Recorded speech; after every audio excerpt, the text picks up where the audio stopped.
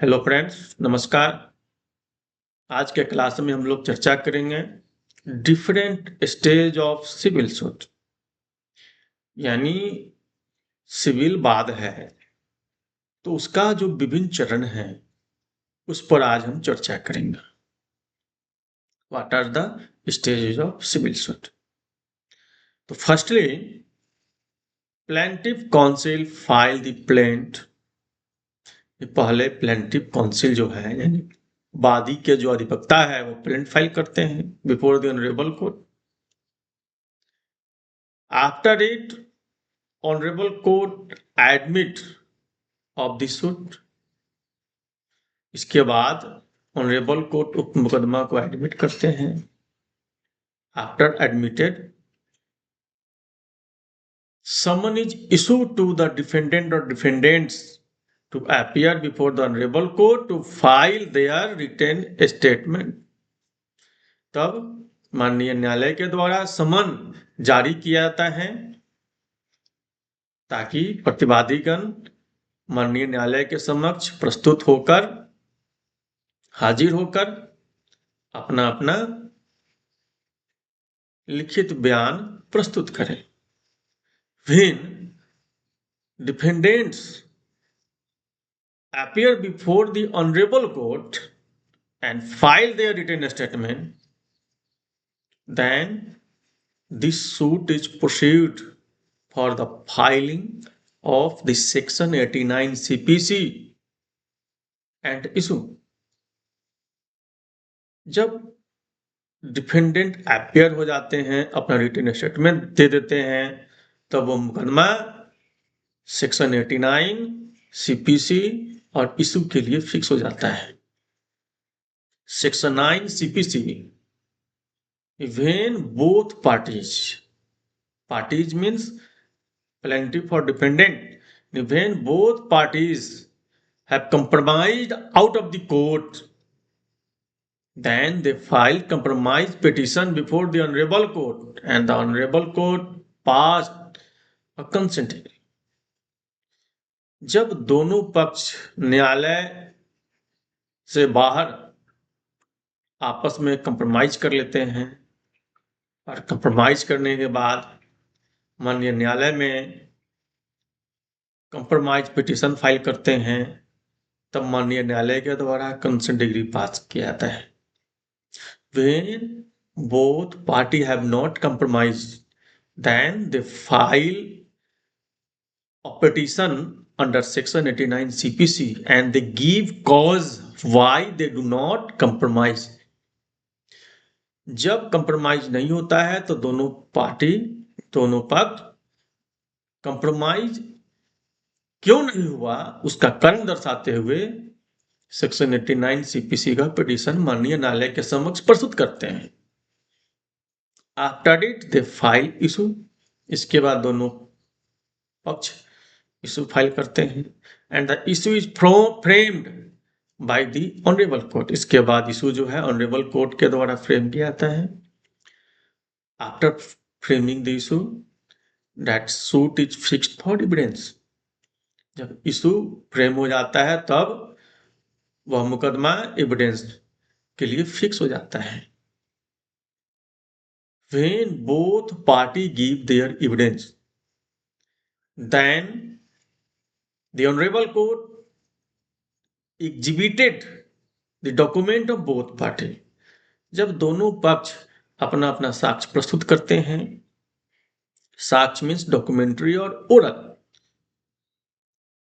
Documentary साक्ष्य में जो भी मुकदमा के सपोर्ट में डॉक्यूमेंट है दोनों पक्ष फाइल करते हैं। अब इस मुकदमा के सपोर्ट में दोनों पक्ष अपना अपना गवाह देते हैं, जिस गवाह का एग्जामिनेशन और क्रॉस एग्जामिनेशन होता है। After it, evidence is closed. इसके बाद साक्ष्य बंद हो जाता है and that suit is fixed for argument. वह मुकदमा आर्गुमेंट के लिए फिक्स हो जाता है। Both party give their arguments which is orally और रिटन। दोनों पक्ष अपना अपना बहस माननीय न्यायालय के समक्ष प्रस्तुत करते हैं, जो ओरली भी होता है और रिटन भी होता है। After it the court pass judgement, इसके बाद कोर्ट के द्वारा जजमेंट पास किया जाता है। After passing the judgement prepared a decree, judgement pass होने के बाद डिग्री बनता है, डिग्री प्रिपेयर होता है, and that suit is disposed of, और वो मुकदमा समाप्त हो जाता है। But when the defendants have not appeared after summon, then the honorable court pass an order to publish the name of defendants in daily newspaper।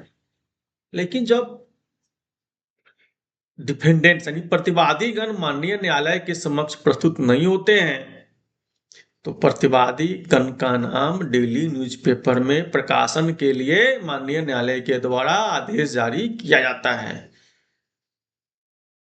जब नाम daily newspaper में प्रकाशन हो जाता है प्रतिवादीगण का, after it they do not appear before the honourable court, उसके बाद जब डिफेंडेंट ऑनरेबल कोर्ट के समक्ष प्रस्तुत नहीं होते हैं, हाजिर नहीं होते हैं, then that suit is proceed ex parte under order 9 rule 13। जब पक्ष प्रतिवादीगण माननीय न्यायालय के समक्ष प्रस्तुत नहीं होते हैं, तब माननीय न्यायालय द्वारा उप मुकदमा को एक पक्षीय सुनवाई के लिए रखा जाता है, जो कि सिविल प्रक्रिया संहिता के आदेश 9 नियम 13 के अंतर्गत होता है। Now, when the defendant or defendants appear before the honorable court, but they do not file written statement under time, जब प्रतिवादी या प्रतिवादीगण माननीय न्यायालय के समक्ष प्रस्तुत नहीं होते हैं, तो माननीय न्यायालय उनके अगेंस्ट भी आदेश जारी करने के लिए स्वतंत्र होता है। After it that suit is proceed x party under order 8 rule 10। जब माननीय न्यायालय के समक्ष प्रतिवादी या प्रतिवादीगण हाजिर होते हैं, अपना लिखित बयान प्रस्तुत नहीं करते हैं, तो वो भी एक पक्षीय सुनवाई होता है, लेकिन वह सिविल प्रक्रिया संहिता के आदेश 8 नियम 10 के अंतर्गत होता है। अब यहां पर देखा गया है डिफेंडेंट्स, तो जो प्रतिवादी या प्रतिवादीगण हाजिर होते हैं, अपना पक्ष रखते हैं, तो उनका सुनवाई जो है पक्ष रखने के कारण फाइलिंग से लेकर के जजमेंट तक जो भी प्रोसीडिंग है, हर प्रोसीडिंग से दौर से गुजरता है। जो पक्षकार हाजिर नहीं होते हैं, उनके अगेंस्ट एक पक्षीय सुनवाई होती है। जो पक्षकार अपना पक्ष नहीं रखते हैं, उनके अगेंस्ट भी एक पक्षीय सुनवाई होती है। Then the honorable court give fair solution of both parties of this civil suit, और सिविल कोर्ट के द्वारा माननीय न्यायालय के द्वारा दोनों पक्ष को फेयर सॉल्यूशन यानी निष्पक्ष जो है इसका निदान दोनों पक्ष को दिया जाता है, और इसी के साथ ही मुकदमा समाप्त हो जाता है। आज के क्लास में इतना ही। धन्यवाद, नमस्कार।